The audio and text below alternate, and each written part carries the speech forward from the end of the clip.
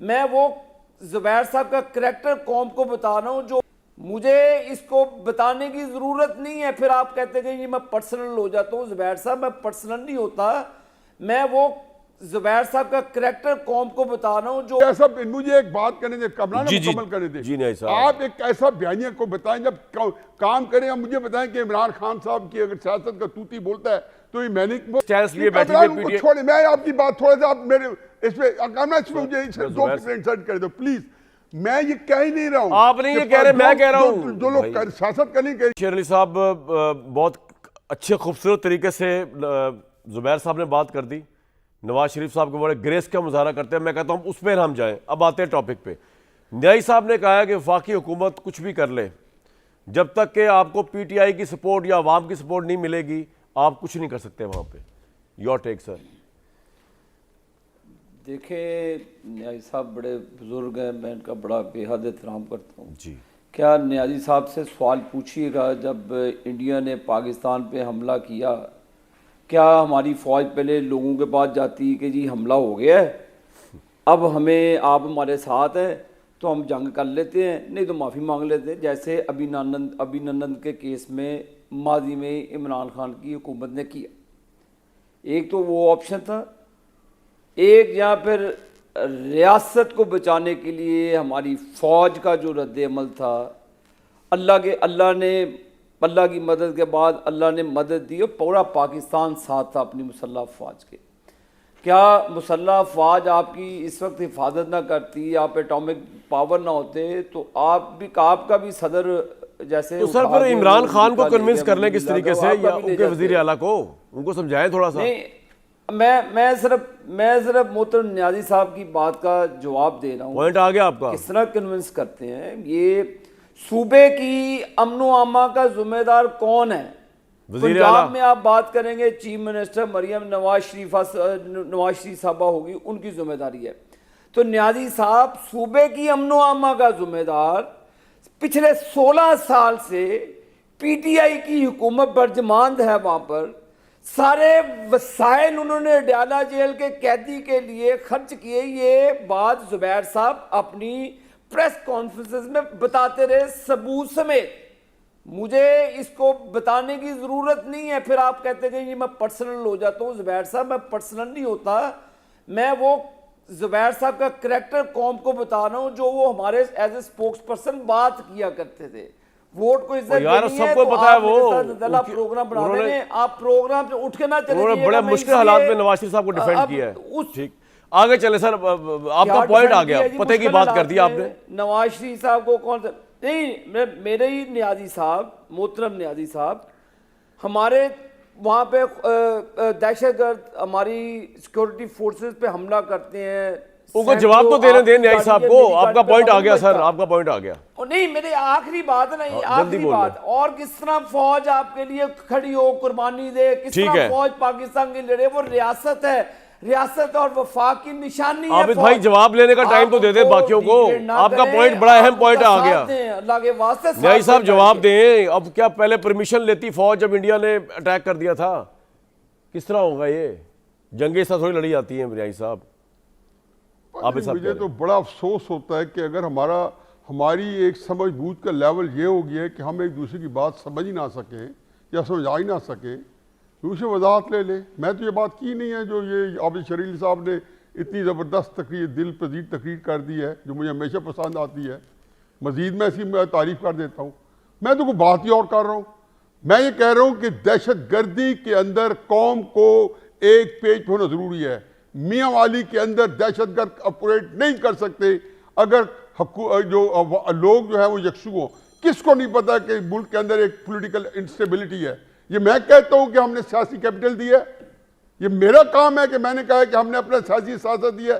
किसको नहीं पता है कि इमरान खान साहब जो है दिसंबर 2021 में या जनवरी 2022 के अंदर उसकी सियासत चिमटे से उठाने के काबिल नहीं थी और नवाज शरीफ साहब का तूती बोलता था।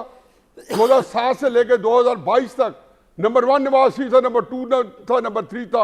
और क्या क्या में टूटी है कि सारी सियासत शिफ्ट हो गई है।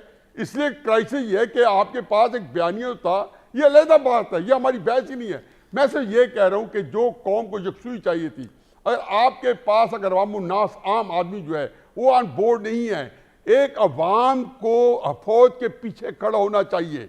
जब इंडिया के साथ जंग हुई है, ठीक है, तो आपका पॉइंट आ यकीन गया। आने के मैं समझता हूँ कि वो ही हमें चाहिए। इत्तेहाद आपके चाहिए, पॉइंट में और 4 कॉम्प्लिकेशन है जो मैं जुबैर साहब के सामने रखना चाह रहा हूं। चाहिए सर, आ गया। इसको दहशतगर्दी को खत्म करने के लिए। मैं कोई ये कोई ब्लेम नहीं हो रही। नहीं साहब, आपका पॉइंट आ गया। बस की क्लियरनेस, बाकियों को भी जरा आपके पॉइंट पे बात करने। आपको पाकिस्तान पब्लिक एक पॉलिटिकल अदम इस्तेकाम जो है कौमों को घायल सर, आपका पॉइंट आ गया।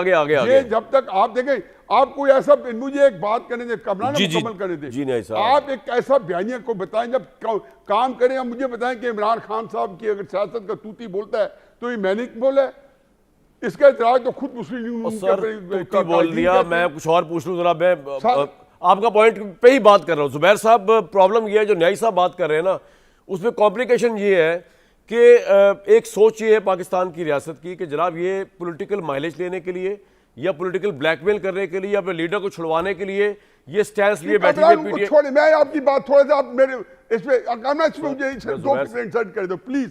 मैं ये कह ही नहीं रहा हूं। आप नहीं ये कह रहे, मैं कह रहा हूं। जो लोग सियासत कर रहे हैं, उनके डिजाइन, उनके नियत, सर आप नहीं कह रहे, मैं कह रहा हूं। मैं कभी अप्रिशिएट नहीं करता। मैं आपको कब कह रहा हूं? आम आदमी अगर वो गुमराह हो जाता है, उसको कैसे ऑन बोर्ड करेगी रियासत? अपने अवाम को 25 करोड़ लोगों को ऑन बोर्ड करना या नहीं करना? सर आ गया आपका पॉइंट, आ गया 25 करोड़ किस तरह ऑन बोर्ड होंगे भाई?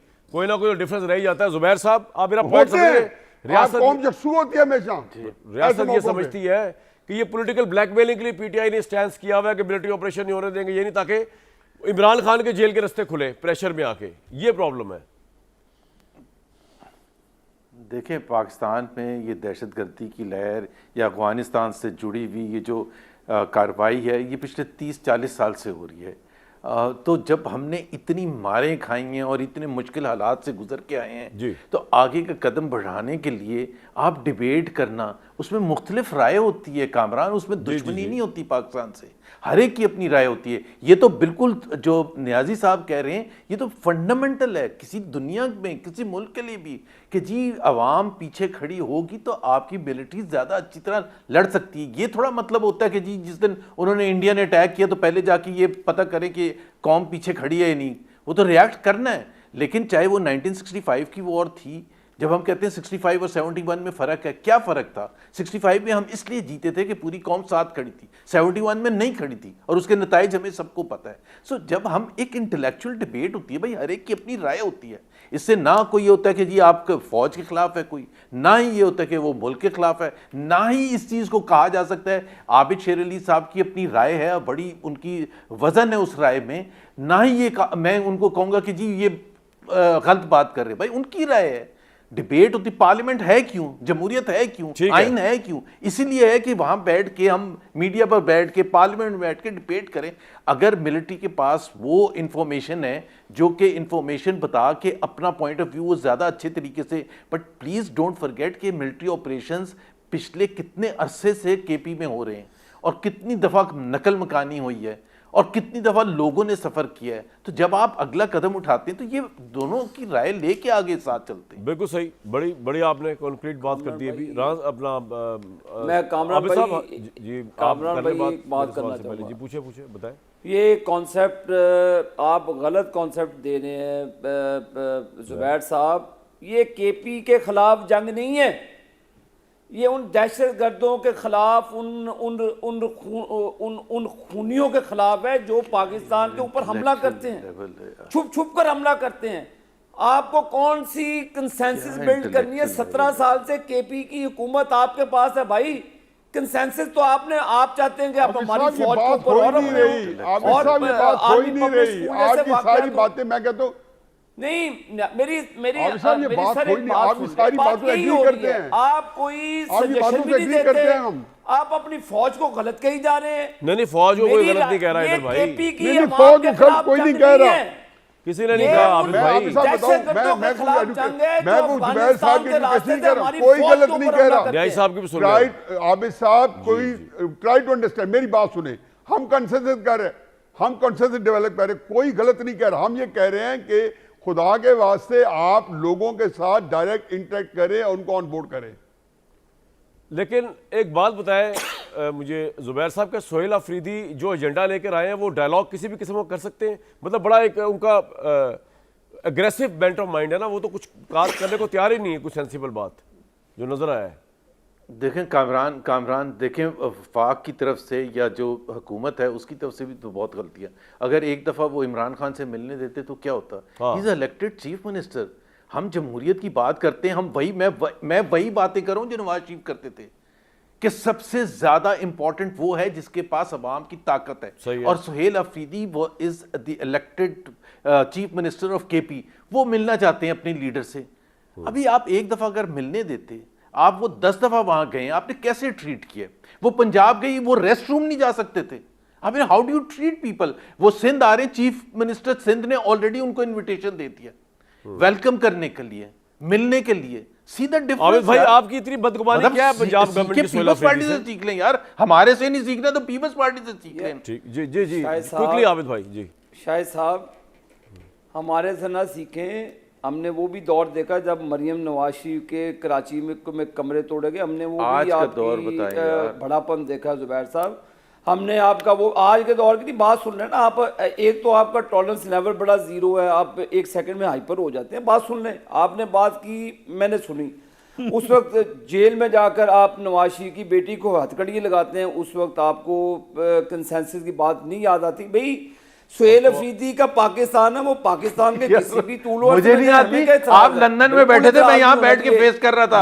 आबिद शेर Ali, let me be very blunt about it. आप लंदन में बैठे थे, मैं यहाँ फेस कर रहा था। मुझे ना सिखाएं, मुझे ना सिखाएं होना चाहते हैं कि कैसे करेज किसको कहते हैं। आपको अपनी आइडेंटिटी के साथ जाना। मुझे कहाँ से बता रहे हैं भाई करेज क्या होता है।